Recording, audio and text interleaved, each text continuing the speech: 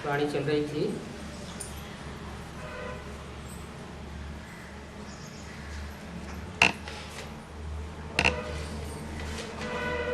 जनवरी 67 पृष्ठ 2 पर मध्याज में बात चल रही थी।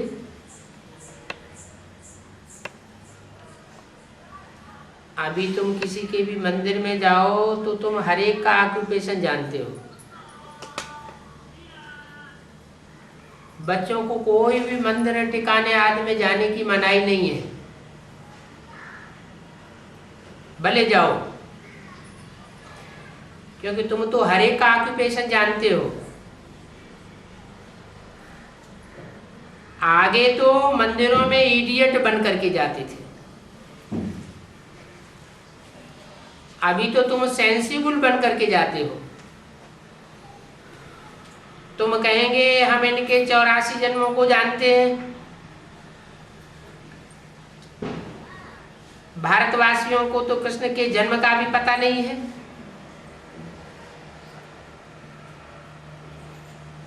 कि कृष्ण का जन्म कब हुआ और कैसे हुआ। तुम्हारी बुद्धि में ये सारी नॉलेज है कि शास्त्रों में जिसे कृष्ण का जिक्र आया हुआ है उस कृष्ण का जन्म रूपी प्रत्यक्षता की बात है।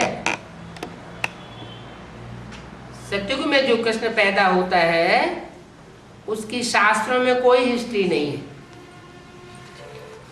क्योंकि सत्युग के कृष्ण के साथ कंसी जरासंधि नहीं हो सकते।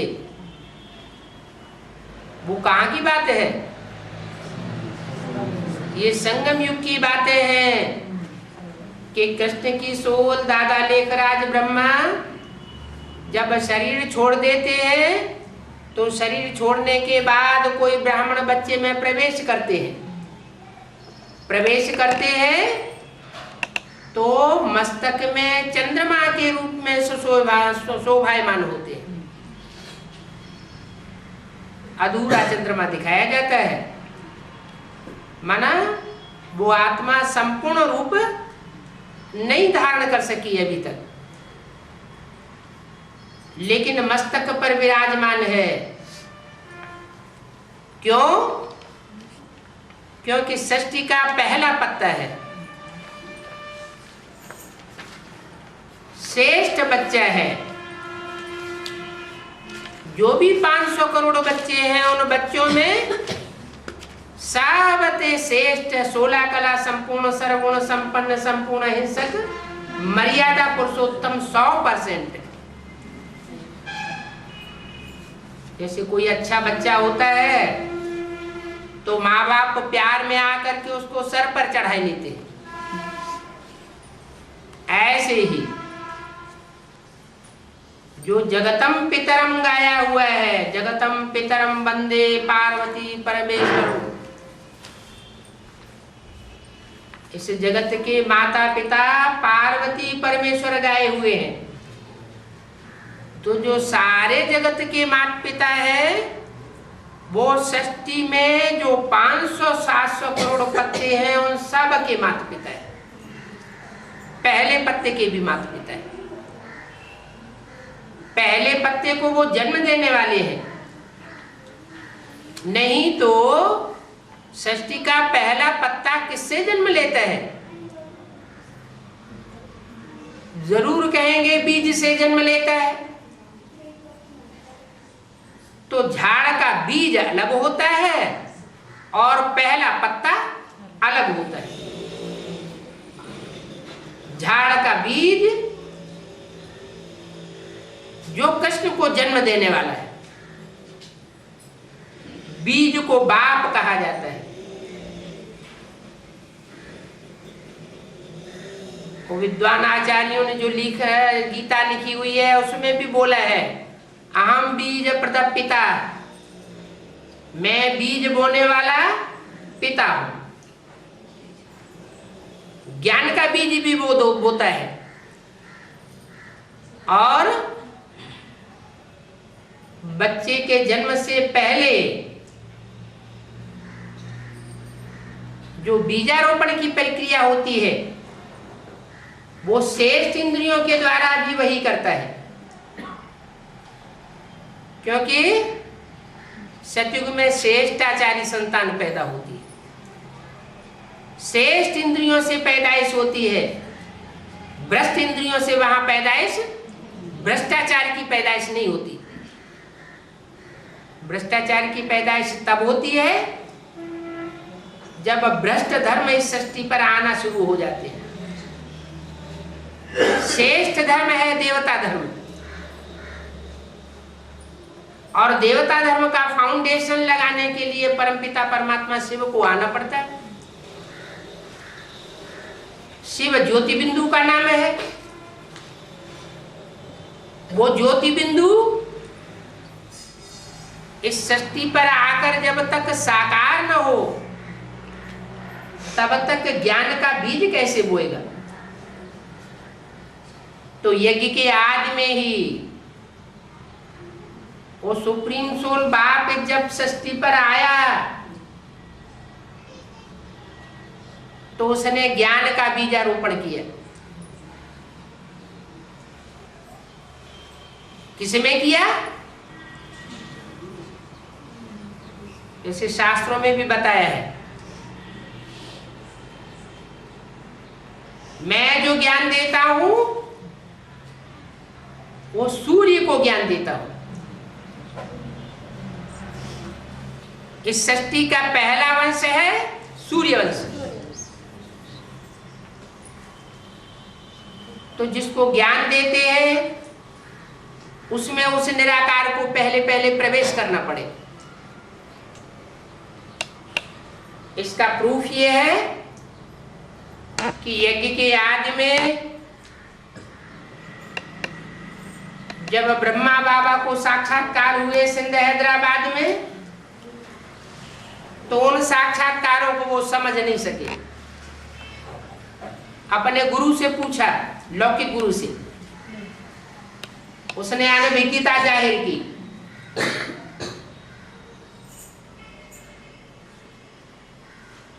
बाबा क्षुब्ध होकर के वाराणसी चले गए। सोचा काशी के विद्वान पंडित आचार्य ज्यादा विद्वान हैं, हो सकता है वो हमारे साक्षात्कारों का सही अर्थ बताएं। वहां जाकर के कुछ दिन रहे, विद्वान आचार्यों से मिले, अपनी बात कही, लेकिन वहां भी उनका समाधान नहीं हुआ। उनकी गुरुओं से श्रद्धा हट गई, और जब गुरुओं से श्रद्धा हट गई तो अपने लौकिक जीवन में जिस व्यक्ति को उन्होंने सबसे श्रेष्ठ देखा, परखा, उस व्यक्ति के पास पहुंचे, कलकत्ते की दुकान, जो उनका पुराना भागीदार था।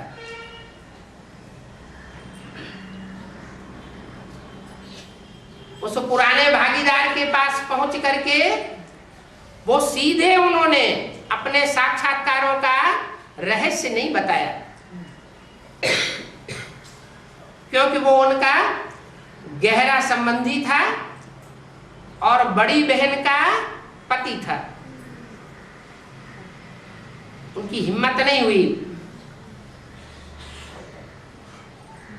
तो कोई माता से संपर्क हुआ और माता को बताया।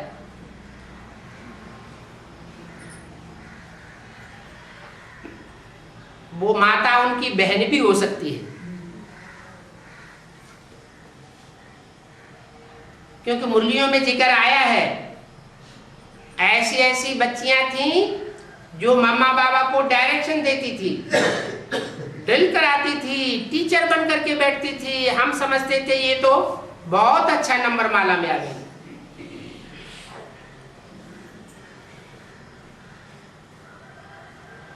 उन बच्चियों में कोई एक बच्ची को बाबा ने ब्रह्मा बाबा ने अपने साक्षात्कारों की बात बताई और उस बच्ची ने भागीदार को बताई।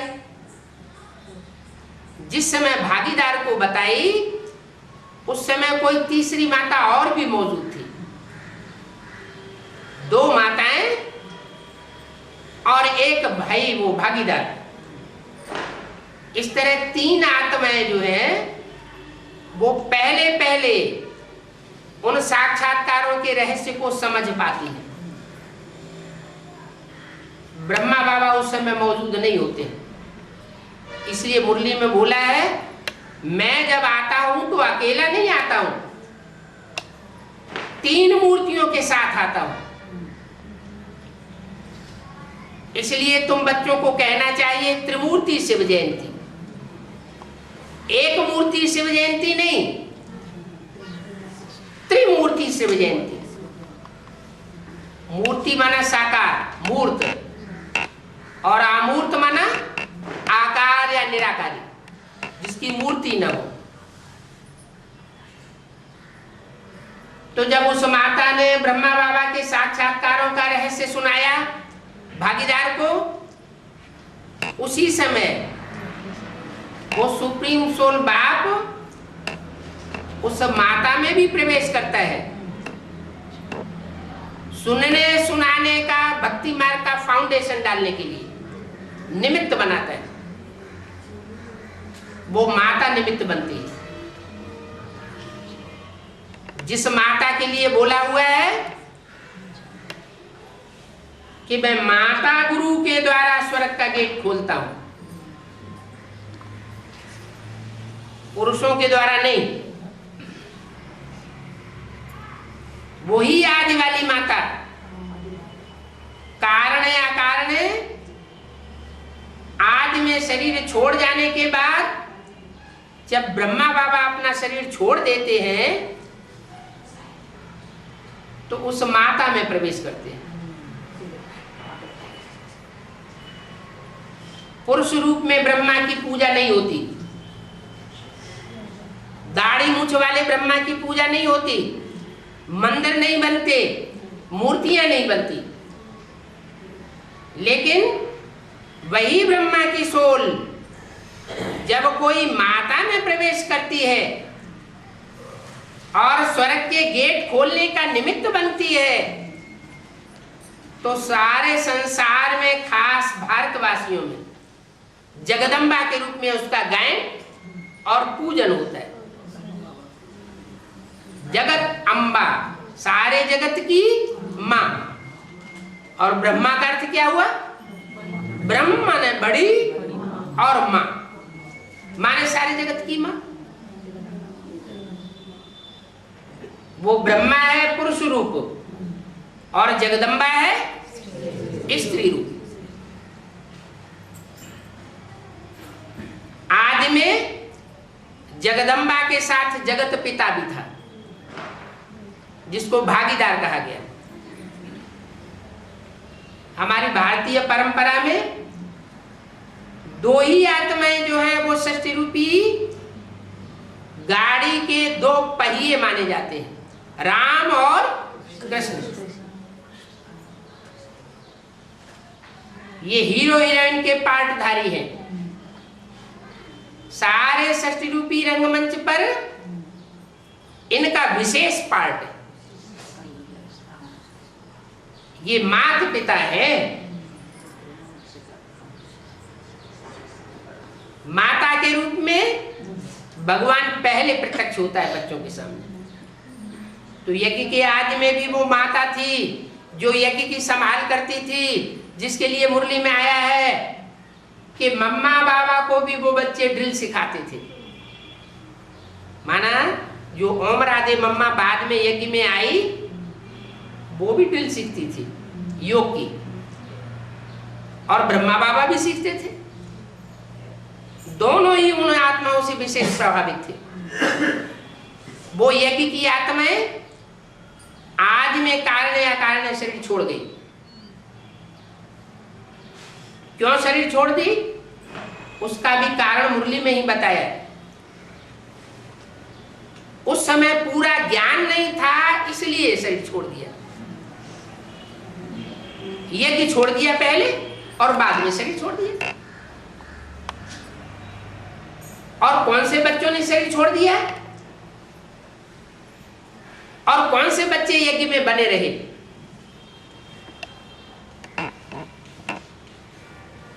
जो सूर्यवंशी बच्चे थे वो सूर्य के जाने के साथ ही साथ शरीर छोड़ गए। ज्ञान सूर्य यज्ञ को छोड़कर गया तो सूर्यवंशी बच्चे भी पीछे पीछे गए।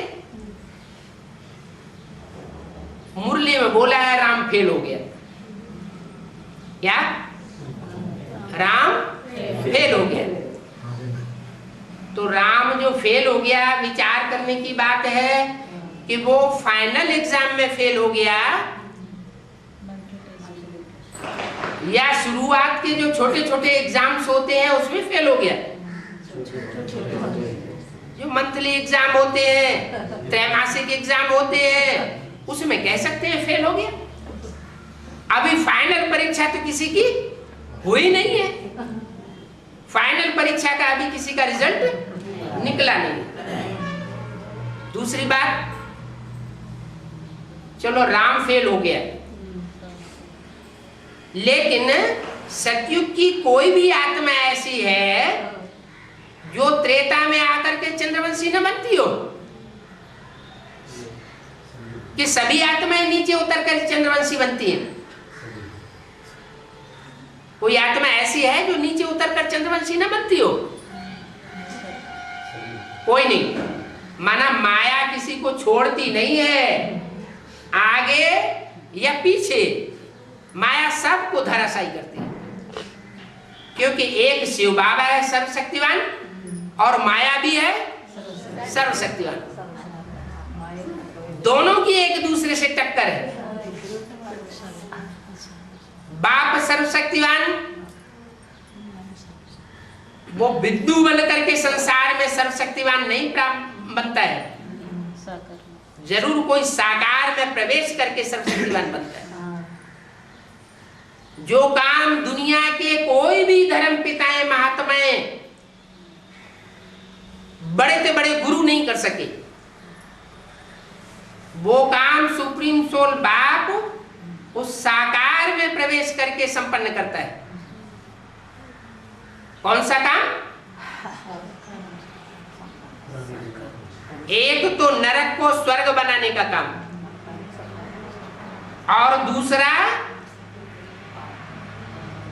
ये जो इतनी बड़ी सृष्टि का फैलाव है, आसुरी सृष्टि बन जाती है कलयुग के अंत में, उस सारी आसुरी सृष्टि के विनाश का कार्य, पुरानी परंपराओं के विनाश का कार्य, पुराने धर्मों का विनाश का कार्य, पुराने राज्य परंपरा का विनाश का कार्य, वो सुप्रीम सोल आकर के उस हस्ती के द्वारा कराता है। ये काम कोई भी नहीं कर सका। बड़े से बड़े धर्म पिताएं आए, इब्राहिम, बुद्ध, क्राइस्ट की जनरेशन आज संसार में 150 करोड़ क्रिश्चियंस हैं। वो क्राइस्ट भी पुरानी परंपराओं का विनाश नहीं कर सका, पुराने धर्मों के स्वरूप को नहीं मिटा सका। उन्होंने सिर्फ आकर के अपने अपने धर्म की स्थापना की, लेकिन पुरानेपन को नष्ट नहीं कर सके। जैसे कोई एक घड़ा हो और उसमें 10, 15, 20, 25 बूंद विष की भरी हुई हो, और उसके बाद उसमें कोई दूध डालता जाए, तो वो घड़ा कितना भी दूध डालो विष का विष ही रहेगा या निर्विष हो जाएगा? विष ही रहेगा। जब तक उसकी पूरी सफाई नहीं की जाए तब तक सद्धर्म की स्थापना नहीं हो सकती। अभी भी ब्रह्मा कुमारी ईश्वरीय विश्वविद्यालय देश देशांतर में दुनिया का कोई ऐसा देश शायद ही बचा हो जहां ब्रह्मा कुमारी ईश्वरीय विश्वविद्यालय न खुल गया हो और ब्राह्मणों की उत्पत्ति न हुई हो।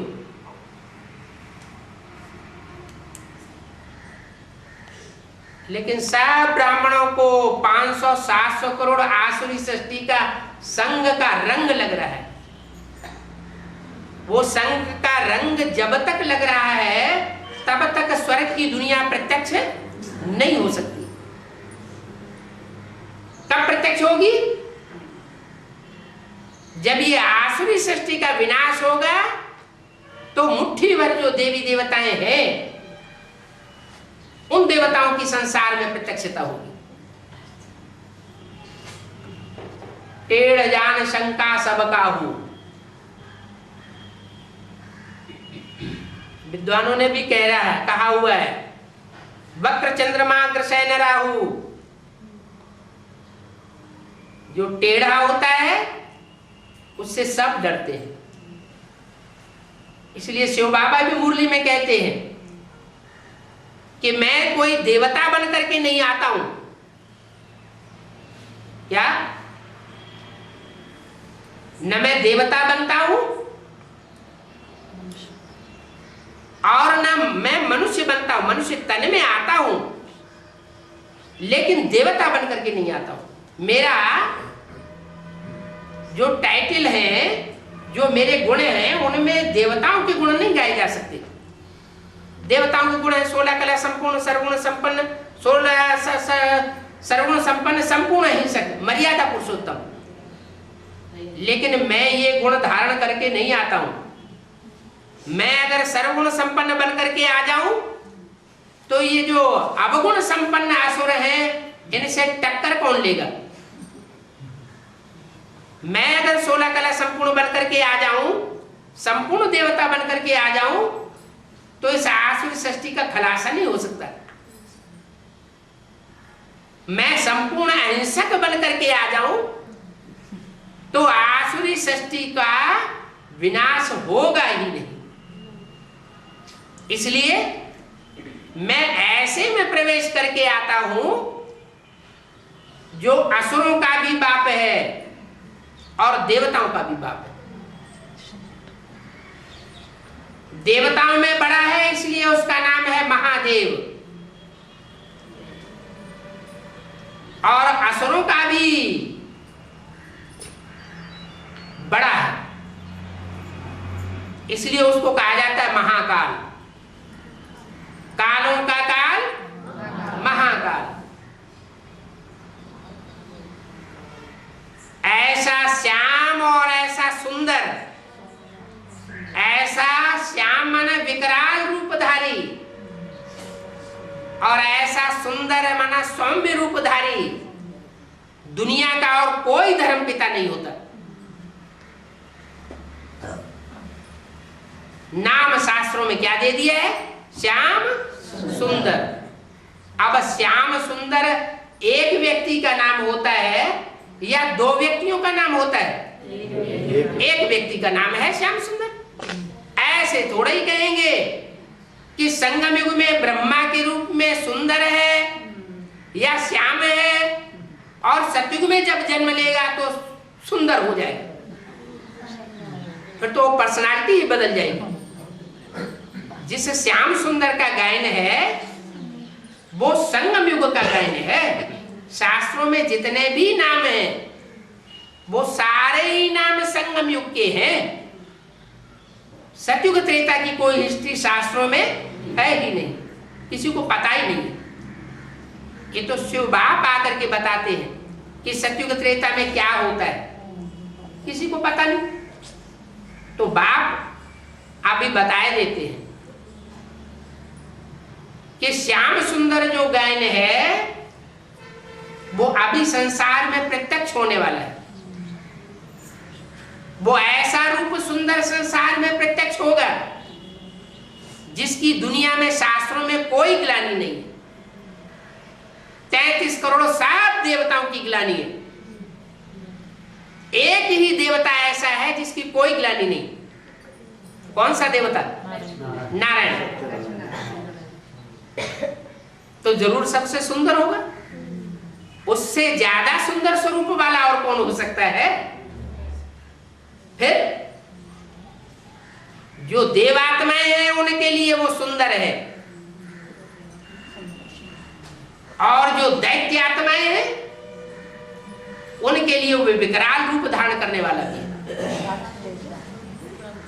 सुंदर के सुंदर और विकराल रूप से ज्यादा विकराल रूप। दुनिया में भी हम देखते हैं, एक आदमी कोई को अच्छा लगता है और वही आदमी दूसरों को बुरा लगता है। ऐसा क्यों? अच्छा होगा तो अच्छा ही होना चाहिए और बुरा होगा तो बुरा ही होना चाहिए। क्यों ऐसा लगता है? अच्छों को अच्छा लगता है और बुरों को बुरा लगता है। तो ऐसा ही वो स्वरूप है विश्व पिता का। वो मनुष्य सृष्टि का पिता है, आत्माओं का पिता नहीं। आत्माओं का पिता है सुप्रीम सोल और मनुष्यों का पिता है प्रजापिता, सारी प्रजा का पिता। 500-700 करोड़ जो भी मनुष्य सृष्टि है वो सब का पिता है। उसमें असुरों के भी संस्कार उस ज्योति बिंदु आत्मा में समाये हुए हैं और देवात्माओं के भी संस्कार उस आत्मा में समाये हुए। सबका पिता है ना। इसलिए शास्त्रों में एक ही देवता ऐसा है जो देवताओं को भी वरदान देता है और असुरों को भी वरदान देता है। विष्णु देवता को कभी देवताओं को वरदान देते हुए देखा जा सकता है, लेकिन असुरों को वरदान देते हुए नहीं देखा जाता।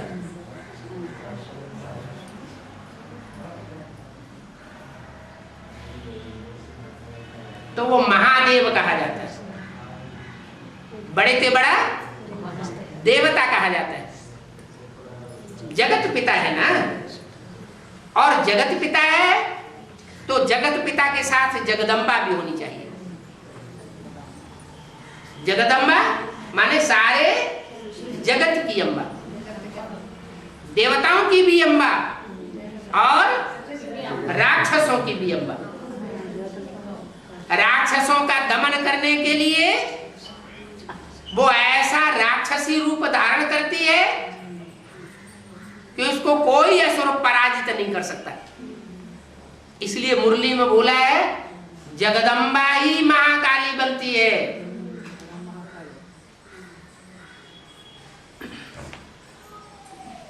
दुनिया की हर चीज पहले सतो प्रधान, फिर सतो सामान्य, फिर रजो, फिर तमो बनती है। तो जगदम्बा भी पहले सात्विक रूप का पार्ट बजाती और लास्ट में तामसी रूप भी धारण करती है। दुनिया में ये मिसाल देते हैं सूर्य का, कि सूर्य जब उदय होता है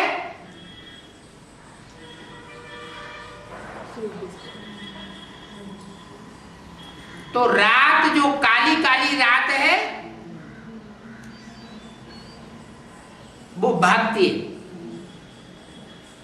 और सूर्य काली काली रात का सीधा पीछा नहीं करता है, लालिमा आगे आती है। पहले सूर्य उगने से पहले क्या होता है? लाल लाल रोशनी आती है। तो ये लाल लाल रोशनी अज्ञान रूपी अंधकार को नाश करने वाली है। जो भी अज्ञानी असुर हैं उन सब को भगाने वाली है। तो जीव लपलपाती हुई आती है लाल लाल। महाकाली को लाल लाल जीव दिखाते हैं ना, माना उसकी वाणी में बहुत तेज होता है, उसकी वाणी का कोई मुकाबला नहीं कर सकता। तो जगत पिता है तो जगदम्बा भी है। जगत पिता का सौम्य रूप सुंदर कहा जाता है और विकराल रूप श्याम कहा जाता है। इसलिए नाम दे दिया श्याम सुंदर। माना एक ही पर्सनालिटी, एक ही व्यक्ति है, दो व्यक्ति नहीं है जो शास्त्रों में श्याम सुंदर के रूप में गाए हुए। अभी वो प्रैक्टिकल में पार्ट चल रहा है। ब्रह्मा को शरीर छोड़े हुए 37 वर्ष हो चुके, 37 ईयर्स। उससे पहले 30-33 साल ब्रह्मा ने अपना कार्य किया। ब्रह्मा की पहली मूर्ति संसार में प्रत्यक्ष हुई।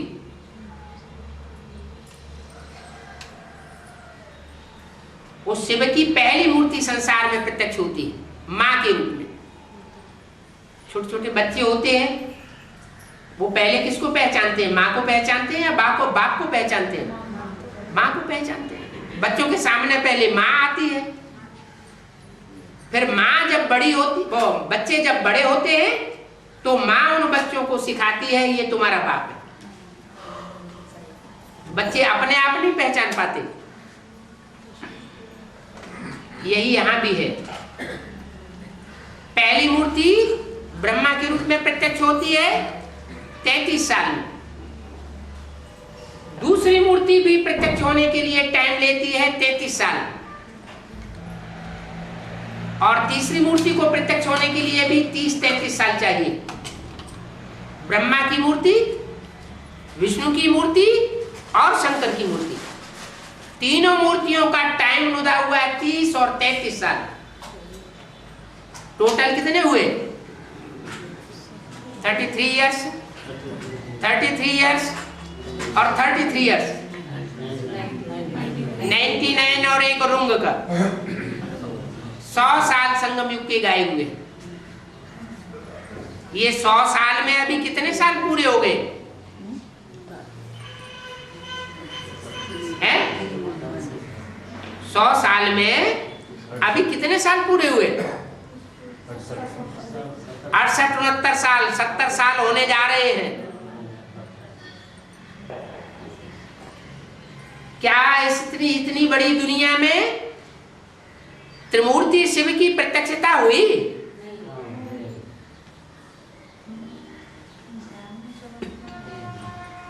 त्रिमूर्ति शिव की प्रत्यक्षता अभी भी नहीं हुई। हाँ, ब्राह्मणों की दुनिया में थोड़ी हलचल हो रही है कि कोई दूसरी मूर्ति भी है।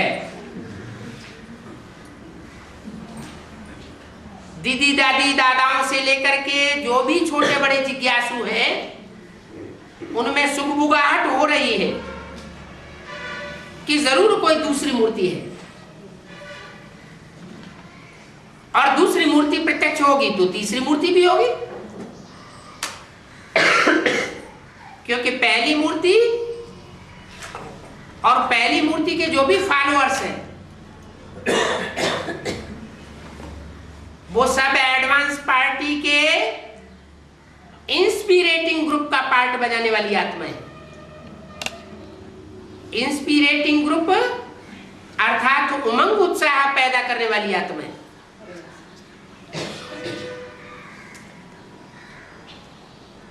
जो ब्रह्मा के द्वारा ज्ञान सुनाया गया, उस ज्ञान में जो आत्माएं चल रही हैं, जिसे बेसिक नॉलेज कहें, क्योंकि मां बेसिक नॉलेज सुनाती है। छोटे छोटे बच्चों को मां घर में पढ़ाई लेती है, लेकिन बेसिक नॉलेज प्राइमरी स्तर की पढ़ाई पढ़ाती है। ऊंचे स्तर की पढ़ाई मां नहीं पढ़ा सकती। बच्चे फिर ट्रांसफर होते हैं ऊंची पढ़ाई पढ़ने के लिए। मुरली में भी बोला है, तुम बच्चों का क्लास ट्रांसफर होगा।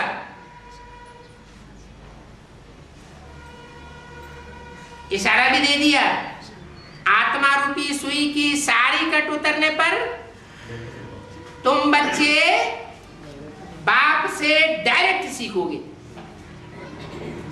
माना जिस समय ये बात बोली गई उस समय माँ के द्वारा सीख रहे थे, डायरेक्ट बाप के द्वारा नहीं सीख रहे थे। डायरेक्ट बाप का मतलब ये नहीं है कि ज्योति बिंदु से सीखना, नहीं। माँ जब मीडिया है तो बाप भी मीडिया साकार में होना चाहिए। सतगुरु को दलाल कहा जाता है। क्या बोला? सुंदर मेला कर दिया जब सतगुरु मिला दलाल। सतगुरु का काम क्या होता है? सतगुरु का काम होता है सदगति करना। पहले मन बुद्धि रूपी आत्मा की सदगति करता है ज्ञान सुनाकर, और बाद में शरीर के जो 5 तत्व हैं वो 5 तत्वों सहित इस शरीर की भी सदगति होती है, जिसे कहते हैं काया कल्प, कंचन काया बनाना। इसलिए बोला है मैं तुम्हारी आत्मा और शरीर रूपी नवैया दोनों का खिवैया एक बाबू हूं। ऐसे नहीं कि आत्मा को ही पार परम धाम में ले जाऊंगा, लेकिन शरीर रूपी नैया को भी पार ले जा करके सुखधाम में पहुंचाऊंगा। अभी ये शरीर रूपी नैया विषय सागर में पड़ी हुई है। इस विषय सागर से पार लगा करके फिर सागर में पहुंचाऊंगा।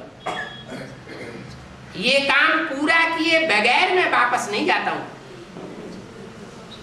इसलिए गायन है, तुम संग खाऊं, तुम संग खेलूं, तुम संग श्वासों श्वास साथ निभाऊं। ये गायन ब्रह्मा की मूर्ति का नहीं है। अगर ब्रह्मा की मूर्ति का ये गायन होता तो ब्रह्मा की मूर्ति मंदिरों में पूजी जानी चाहिए, मूर्तियां बनाई जानी चाहिए, मंदिर बनाए जाने चाहिए, लेकिन नहीं बनाए जाते। क्यों? क्योंकि जो ब्रह्मा से बेसिक नॉलेज लेने वाली जो औलाद पैदा हुई उसमें ऐसे असुर घुस करके बैठ गए जिन्होंने ब्रह्मा का नाम डुबो दिया, ब्रह्मा की दाढ़ी की लाज नहीं रखी। इसलिए ब्रह्मा की पूजा नहीं होती। बाकी बची 2 मूर्तियां, विष्णु और शंकर। उनकी मूर्तियां भी मिलती है, मंदिर भी मिलते हैं, और गांव-गांव में घर घर में पूजा भी होती है। उन दोनों मूर्तियों के भी बीच जो तीसरी मूर्ति है सर्वोपरि, शंकर की मूर्ति, नग्न मूर्ति, वो सिर्फ भारतवर्ष में ही नहीं मिल रही है खुदाइयों में। जहां जहां विदेशों में भी जमीन की खुदाइयां हुई हैं, वहां वहां वो शंकर की नग्न मूर्ति मिली है। इससे साबित होता है कि तीनों मूर्तियों में एक ही मूर्ति ऐसी है जिसको जगत पिता के रूप में, सारी सृष्टि के पिता के रूप में हर धर्म की आत्माओं ने माना है, और हर देश में उनकी मान्यता हुई है। मुसलमान लोग उनको आदम के रूप में मानते हैं, सृष्टि का पहला पुरुष। क्रिश्चियन लोग उनको एडम के रूप में मानते हैं।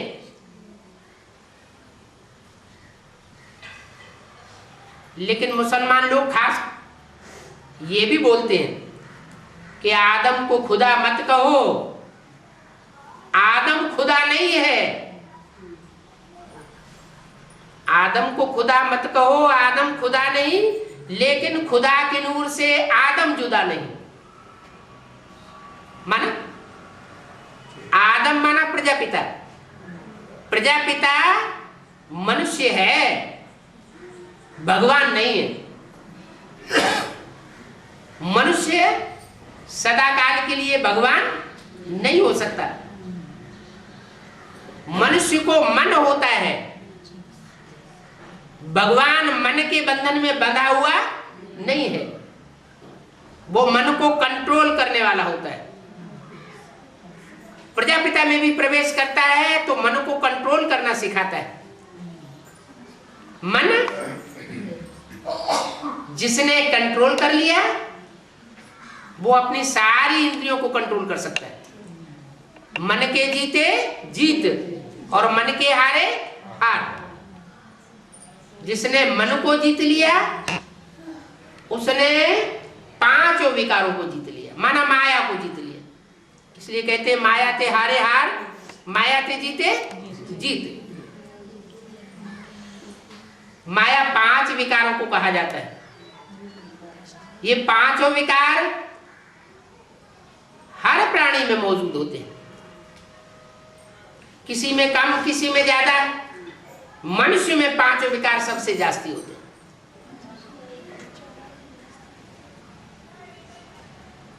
ऐसे तो कहते हैं बंदरों में जास्ती होते हैं, लेकिन बंदरों में मन प्रधान नहीं होता। मन बुद्धि की प्रधानता बंदरों में नहीं होती, मन बुद्धि की प्रधानता मनुष्य में होती है। मनुष्य अपने मन को कंट्रोल कर सकता है। पहले मनुष्य जब अपने मन को कंट्रोल करता है तो सारे प्राणी मनुष्य के कंट्रोल में आए हुए हैं। मन बड़ी शक्ति है और ये पहली शक्ति है। दूसरी शक्ति है संस्कार और तीसरी सर्वोपरि शक्ति है बुद्धि। परमात्मा के भी ये तीन कार्यकर्ताएं हैं, मन रूपी ब्रह्मा, बुद्ध रूपी शंकर और संस्कार परिवर्तन शक्ति रूपी विष्णु। अभी भी मन कंट्रोल नहीं हुआ है किसी का। अगर किसी का मन कंट्रोल हुआ हो तो हाथ उठाए।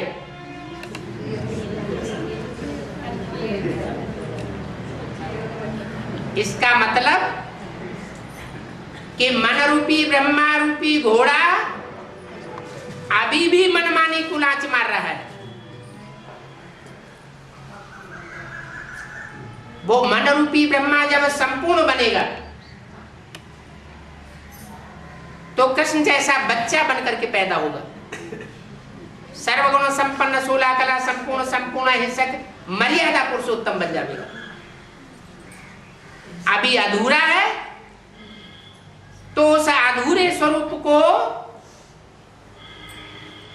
इस मनुष्य सृष्टि के जो भी अधूरे धर्म वाले हैं या उनके फॉलोअर्स हैं, जो ब्राह्मणों की दुनिया में आए हुए हैं, वो उस अधूरे स्वरूप को ही मान्यता दे रहे।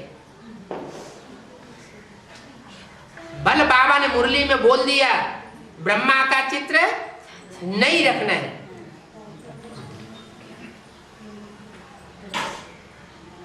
लेकिन वो अभी भी ब्रह्मा का चित्र रखते हैं। बाबा ने ऐसा क्यों बोल दिया कि ब्रह्मा का चित्र नहीं रखना है? क्योंकि बाबा तो जानते हैं ना कि मां का चित्र अगर बुद्धि में रखेंगे तो मां में जो ताकत है वो प्राप्त होगी, बाप की शक्ति बच्चों को प्राप्त नहीं होगी। जैसे को याद किया जाता है वैसा ही बना जाता है। हम प्रैक्टिकल में भी देख रहे हैं, जो ब्रह्मा कुमार कुमारी ब्रह्मा को याद करने वाले हैं, ब्रह्मा की मूर्तियां रखने वाले हैं, चित्र रखने वाले हैं, ब्रह्मा को विशेष महत्व देने वाले हैं, वो हार्ट फेल को होकर के शरीर छोड़ रहे हैं। उनको ट्यूमर पैदा होता है, ट्यूमर के ऑपरेशन में शरीर छोड़ रहे हैं, कैंसर में शरीर छोड़ रहे हैं, अकाले मौत होती जा रही है। क्यों क्यों ऐसा होता है? जैसे को याद करेंगे अंत मते सो गति होगी। तो अधूरे स्वरूप को याद करने के लिए बाबा ने कभी मुरली में नहीं बोला, इशारा दिया है, उस बाप को याद करो जो पतित पावन है, पतितों को पावन बनाने वाला है। ब्रह्मा का स्वरूप पतितों को पावन बनाने वाला नहीं कहा जा सकता, क्योंकि वो तो पहले ही शरीर छोड़ गए। तो पतित सृष्टि पावन कहां बनी? पतित दुनिया को पावन बना करके जाता है। इस पतित दुनिया के बीच पावन सृष्टि का वर्षा दे करके जाता है। जैसा कि सैंपल यज्ञ के आदि में भी दिखाया, ऐसा एक छोटा सा संगठन तैयार हुआ था कराची में 300-400 का, जो सारा का सारा संगठन ब्राह्मणों का एक को याद करता था, एक बाप दूसरा न कोई। बाहर की दुनिया में दृष्टि ही नहीं जाती थी। और उसका अंजाम क्या हुआ? उसका अंजाम यह हुआ कि हिंदुस्तान और पाकिस्तान का जब 47 में झगड़ा हुआ, खून की नदियां बही, तो हिंदुस्तान पाकिस्तान के बीच में नरक दिखाई दे रहा था। और वो छोटा सा संगठन स्वर्ग के मानिंद, बैकुंठ के मानिंद आराम से रहा पड़ा था। उनके ऊपर किसी ने उंगली भी नहीं लगाई, जबकि मुसलमानों के देश में वो रहे पड़े थे। वो तो सैंपल था, छोटा सा आदि का रूप था, जो आदि में सो अंत में अभी बड़े रूप में प्रत्यक्ष होगा। इस नरक की दुनिया के बीच स्वर्गीय संगठन तैयार होगा, और उसके लिए बताया है ये पांडवों का किला ऐसा बन जाएगा जिसमें एक भी विकारी प्रवेश नहीं कर सकेगा। अभी तो चाहे कोर्स लिया हुआ हो न लिया हुआ हो, चाहे बेसिक कोर्स हो चाहे एडवांस कोर्स हो, ले या न ले, माउंट आबू जा सकता है, ब्राह्मणों के बीच में बैठ करके खाना खा सकता है, चाहे भट्टी किया हुआ हो 7 दिन की, न किया हुआ हो, उन सबको प्रेफरेंस मिल जाता है। लेकिन अभी थोड़े समय के अंदर ऐसा ब्राह्मणों का संगठन प्रत्यक्ष होगा जिसमें सिर्फ सूर्यवंशी ही होंगे, और दूसरे धर्म की आत्माएं जो ब्राह्मणों की दुनिया में घुसी हुई है, वो सब का सफाया हो जाएगा। इसलिए इशारा व्यक्तवाणी में दे दिया पिछले साल, क्या मधुवन वालों को मधुवन छोड़ना पड़ेगा, ज्ञान सरोवर वालों को ज्ञान सरोवर छोड़ना पड़ेगा, ताला भी नहीं लगाने देंगे।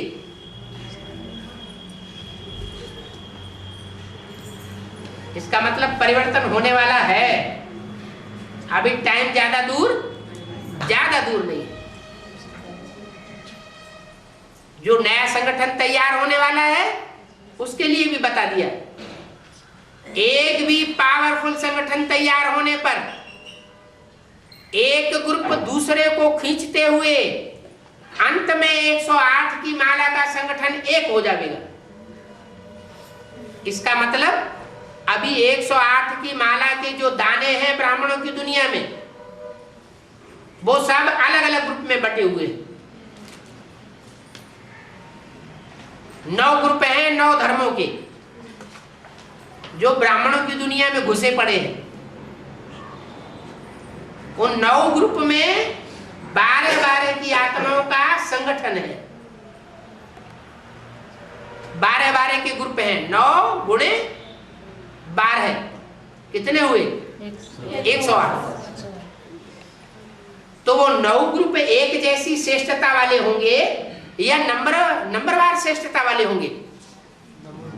नंबरवारी होगी। कोई सूर्यवंशी ग्रुप होगा, कोई चंद्रवंशी ग्रुप होगा, कोई वैश्य अर्थात इस्लाम वंशी ग्रुप वाला होगा, कोई बौद्ध वंशी होगा, कोई क्रिश्चियन वंशी होगा, कोई मुस्लिम वंशी होगा, कोई संन्यास वंशी होगा। इसलिए भक्ति मार्ग में ब्राह्मणों की 9 कुरियां गाई हुई हैं। क्या? ब्राह्मणों की एक से एक ऊंची 9 कुरियां गाई हुई। 9 कुरी के ब्राह्मण होते हैं। जो श्रेष्ठ से श्रेष्ठ कुरी के ब्राह्मण होते हैं वो कश्यप गोत्र वाले कहे जाते हैं। काश्य माना तेज, पा माने पीने वाले। क्या पीने वाले? ईश्वर की याद का तेज पीने वाले। तो उनका बाप भी कैसा होगा? जरूर है, ईश्वरीय याद का तेज पीने वाला होगा। तो कहां का वासी होगा? जरूर काशी वासी होगा। काश्य, काश्य माने तेज, और जिस नगरी में तेज भरा हुआ है उसका नाम दिया काशी नगरी। कहते हैं शंकर जी की काशी नगरी बहुत प्रिय नगरी है। तो कोई स्थूल नगरी की बात नहीं है, ये तो संगठन की बात है। सूर्यवंशी आत्माओं का संगठन तैयार होता है।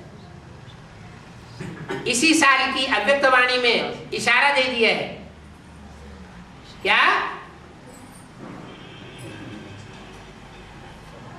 अष्टदेवों से बात करते समय बाप दादा ने बोला, तुम बच्चों को नई दुनिया की सौगात बाप दादा ने दी है। दी है, देंगे नहीं, दी है। उस नई दुनिया में आना जाना करते हो ना। माना अष्ट देवों की लिस्ट में आने वाले जो बच्चे हैं उनकी नजर में कोई नई दुनिया का संगठन तैयार हो चुका है। उस संगठन में, उस संगठन रूपी किले में उनका आना जाना भी होता रहता है।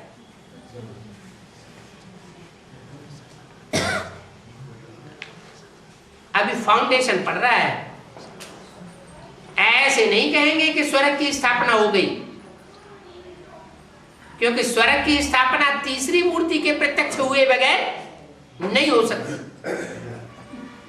तीसरी मूर्ति है प्रैक्टिकल पार्टी का प्रधान। पहली मूर्ति ब्रह्मा है इंस्पिरेटिंग पार्टी का प्रधान।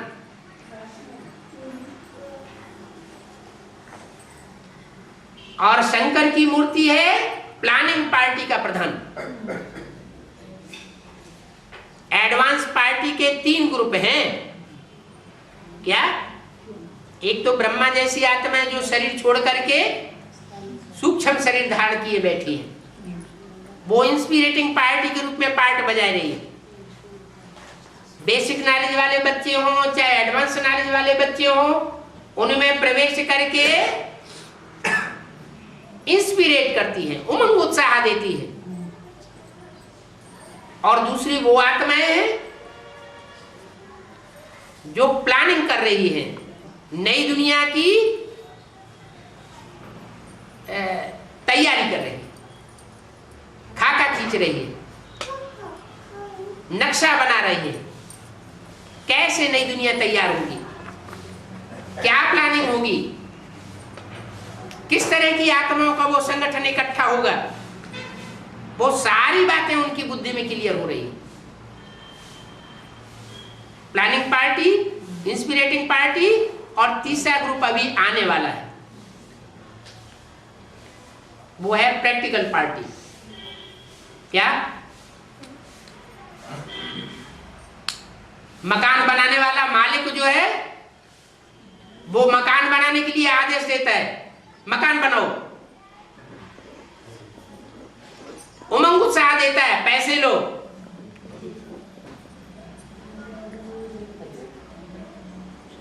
और इंजीनियर क्या करते हैं?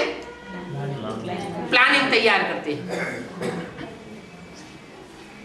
लेकिन इंजीनियर्स, सुपरवाइजर्स और मकान मालिक चाहे कि हम मकान बना के खड़ा कर दें तो खड़ा कर देंगे? नहीं कर पाएंगे। प्रैक्टिकल पार्टी जरूर चाहिए। प्रैक्टिकल में मकान बनाने वाले भी जरूर चाहिए। तो प्रैक्टिकल मकान बनाने वाली पार्टी है विष्णु की पार्टी, जिसमें प्योरिटी होती है वो ही प्रैक्टिकल कर सकता है। जिसमें प्योरिटी की पावर नहीं होती वो प्रैक्टिकल नहीं कर सकते। आज के बड़े बड़े जो ऑफिसर्स हैं, इंजीनियर्स हो या कोई भी हो, बहुत तनख्वाह पाते हैं तो बड़े अय्याश होते हैं।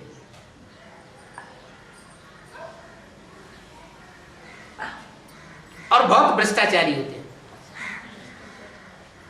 99% भ्रष्टाचारी होते हैं और 1% कोई श्रेष्ठाचारी होते हैं।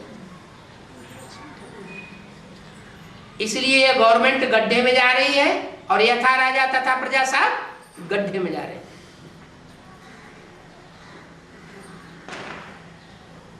एडवांस पार्टी में भी जो प्लानिंग ग्रुप है, वो प्लानिंग ग्रुप लंगड़ा ग्रुप है। सब प्योरिटी के लंगड़े हैं। क्यों लंगड़े हैं? क्योंकि सब पुरुष है स्वभाव संस्कार से। बाबा ने तो मुरली में बोल दिया है, सब पुरुष है दुर्योधन दुशासन। कन्या माताओं में पवित्रता होती है, द्रौपदियां सीताएं होती है, कोई शूर्पणखा पूतना होती है, नहीं तो ज्यादातर कन्या माताओं में जो शील होता है उसके आधार पर बाप ने उनको तमंगा दिया है कि माताएं स्वर्ग का द्वार खोलेंगी, खोल सकती हैं। पुरुष स्वर्ग का द्वार नहीं खोल सकते।